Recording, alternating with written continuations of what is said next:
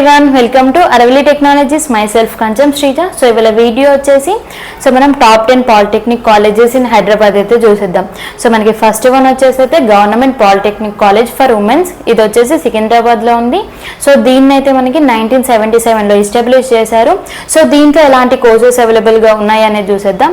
So మనకి civil engineering ఉంది, computer engineering ఉంది, కమ్యూనికేషన్ ఇంజనీరింగ్ కోర్సెస్ అయితే అవైలబుల్గా ఉన్నాయి. సో దీంట్లో జాయిన్ అవ్వాలంటే పాలిసెట్ ఎగ్జామ్ అనేది రాయాల్సి ఉంటుంది. అండ్ మనకి సెకండ్ వన్ వచ్చేసి Durgabai Deshmukh government women's technical institute అనేది ఉంది. సో దీన్ని వచ్చేసి 2008లో ఎస్టాబ్లిష్ చేశారు. దీంట్లో కోర్సెస్ చూసుకుంటే సివిల్ ఇంజనీరింగ్ ఉంది, మనకి కంప్యూటర్ ఇంజనీరింగ్ ఉంది, అలాగే ఎలక్ట్రానిక్స్ అండ్ కమ్యూనికేషన్ ఇంజనీరింగ్ ఉంది, అండ్ మనకి ఆర్కిటెక్చర్ ఇంజనీరింగ్ కూడా ఉంది. సో ఇలాంటి కోర్సెస్ అయితే అవైలబుల్గా ఉన్నాయి. సో దీంట్లో జాయిన్ అవ్వాలన్నా కూడా పాలిసెట్ ఎగ్జామ్ అనేది రాయాల్సి ఉంటుంది. నెక్స్ట్ కాలేజ్ చూసుకుంటే విఎన్ఆర్ విజేఐఈటి కాలేజ్ ఉంది. సో ఇది వచ్చేసి Vignana Jyothi institute of engineering and technology. ఇది వచ్చేసి మనకి 1995లో ఎస్టాబ్లిష్ చేశారు. దీంట్లో మనకి ఎలాంటి కోర్సెస్ ఉన్నాయంటే మనకి ఎలక్ట్రిక్స్ అండ్ కమ్యూనికేషన్ ఉంది, ఎలక్ట్రికల్ అండ్ ఎలక్ట్రానిక్ ఇంజనీరింగ్ ఉంది, అండ్ మనకి సివిల్ ఇంజనీరింగ్ ఉంది, మెకానికల్ ఇంజనీరింగ్. సో ఇలాంటి కోర్సెస్ అనేటివి ఈ కాలేజ్లో అయితే అవైలబుల్గా ఉన్నాయి. సో నెక్స్ట్ చూసుకుంటే Quli Qutub Shah government polytechnic college ఉంది. సో దీన్ని వచ్చేసి 1985లో అయితే ఎస్టాబ్లిష్ చేశారు. నెక్స్ట్ కాలేజ్ చూసుకుంటే Sanjay Gandhi memorial government polytechnic college ఉంది.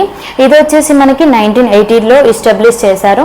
అండ్ దీంట్లో కోర్సెస్ చూసుకుంటే మనకి ఆటోమొబైల్స్ ఇంజనీరింగ్ ఉంది, అలాగే ఆర్కిటెక్చర్ అసెంటెన్షిప్ ఉంది, అండ్ మనకి కంప్యూటర్ అండ్ కమర్షియల్ ప్రాక్టీస్ అనేది ఉంది, అలాగే సివిల్ ఇంజనీరింగ్ ఉంది, అండ్ కంప్యూటర్ ఇంజనీరింగ్. సో ఇవన్నీ కోర్సెస్ మనకి ఎస్జిఎం గవర్నమెంట్ పాలిటెక్నిక్ కాలేజెస్లో అయితే అవైలబుల్గా ఉన్నాయి. సో నెక్స్ట్ కాలేజ్ ఏంటి అనేది చూసేద్దాం. Government institute of electronics. So ఇది వచ్చేసి మనకి 1981లో అయితే ఎస్టాబ్లిష్ చేశారు. సో దీంట్లో మనకి ఎలాంటి కోర్సెస్ ఉన్నాయి అనేది చూసేద్దాం.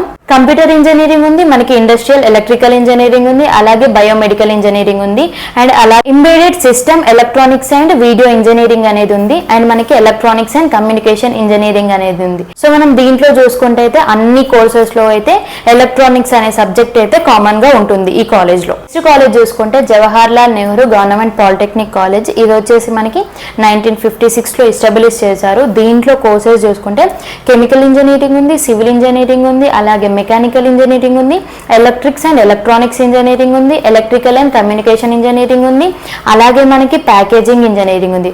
సో ఇవన్నీ కోర్సెస్ అయితే మనకి ఈ కాలేజ్లో అవైలబుల్గా ఉన్నాయి. సో నెక్స్ట్ కాలేజ్ చూసుకుంటే మౌలానా ఆజాద్ నేషనల్ యూనివర్సిటీ ఇది. సో ఇది వచ్చేసి సెంట్రల్ యూనివర్సిటీ. సో దీంట్లో కోర్సెస్ చూసుకుంటే సివిల్ ఇంజనీరింగ్ ఉంది, కంప్యూటర్ సైన్స్ ఇంజనీరింగ్ ఉంది, అలాగే ఎలక్ట్రికల్ అండ్ కమ్యూనికేషన్ ఇంజనీరింగ్ ఉంది, అండ్ మనకి ఇన్స్ట్రుమెంటేషన్ టెక్నాలజీ కూడా ఉంది. సో ఇలాంటి కోర్సెస్ అయితే మనకి ఈ యూనివర్సిటీలో అవైలబుల్గా ఉన్నాయి. ఈ యూనివర్సిటీలో జాయిన్ అవ్వాలంటే మాత్రం యూనివర్సిటీ వాళ్ళు ఎంట్రన్స్ టెస్ట్ అనేది కండక్ట్ చేస్తుంటారు. సో దాంట్లో మంచి మార్క్స్ వస్తే మాత్రం మనకి యూనివర్సిటీలో అయితే సీట్ వస్తుంది. నెక్స్ట్ కాలేజ్ చూసుకుంటే మనం professor Jayashankar Telangana state agriculture university. ఇది వచ్చేసి మనకి 1964లో అయితే ఎస్టాబ్లిష్ చేశారు. బట్ దీన్ని ముందు అయితే ఆంధ్రప్రదేశ్ అగ్రికల్చర్ యూనివర్సిటీ అని పిలిచేవారు. బట్ ఏంటంటే 2014లో ఎప్పుడైతే తెలంగాణ ఫామ్ అయిపోయినాక సో దీన్ని professor Jayashankar Telangana state agriculture యూనివర్సిటీగా అయితే చేంజ్ చేశారు. సో దీంట్లో ఎలాంటి కోర్సెస్ అవైలబుల్గా ఉన్నాయి అనేది చూసేద్దాం. ఈ యూనివర్సిటీలో చూసుకుంటే మనకి అగ్రికల్చర్ ఉంది, ఆర్గానిక్ అగ్రికల్చర్ ఉంది, అగ్రికల్చర్ ఇంజనీరింగ్ ఉంది. ఈ కోర్సెస్ అయితే ఈ యూనివర్సిటీలో అవైలబుల్గా ఉన్నాయి. సో ఈ యూనివర్సిటీలో జాయిన్ అవ్వాలంటే మనకి పాలిసెట్ ఎగ్జామ్ అనేది రాయాల్సి ఉంటుంది. సో పాలిసెట్లో మనకి మంచి మార్క్స్ అనేటివి స్కోర్ చేస్తే మాత్రం ఈ యూనివర్సిటీలో అయితే మనకి సీట్ వస్తుంది. లాస్ట్ కాలేజ్ చూసుకుంటే అయితే government polytechnic in Hyderabad. So మనకి హైదరాబాద్ లో ఉన్న పాలిటెక్నిక్ కాలేజెస్ లో టాప్ నెంబర్ 1 కాలేజ్ ఇది. అండ్ మనకి దీన్ని వచ్చేసి అయితే 1922లో అయితే ఎస్టాబ్లిష్ చేశారు. సో దీన్ని ఫస్ట్లో అయితే ఉస్మానియా సెంట్రల్ టెక్నికల్ కాలేజ్ అని పిలిచేవారు. సో దీంట్లో కోర్సెస్ వచ్చేసి మనకి ఆటోమొబైల్ ఇంజనీరింగ్ ఉంది, అలాగే సివిల్ ఇంజనీరింగ్ ఉంది, మెకానికల్ ఇంజనీరింగ్ ఉంది, ఎలక్ట్రిక్స్ అండ్ ఎలక్ట్రానిక్స్ ఇంజనీరింగ్ ఉంది, ఎలక్ట్రికల్ అండ్ కమ్యూనికేషన్ ఇంజనీరింగ్ ఉంది, అండ్ మనకి డిప్లొమా ఇన్ ఫార్మసీ. సో ఇవన్నీ కోర్సెస్ అయితే మనకి ఈ కాలేజ్ లో అయితే అవైలబుల్ గా ఉన్నాయి. ఇప్పుడు చెప్పిన ప్రతి కాలేజ్ లో కూడా మీరు జాయిన్ అవ్వాలంటే మాత్రం పాలిసెట్ ఎగ్జామ్ అనేది రాయాల్సి ఉంటుంది.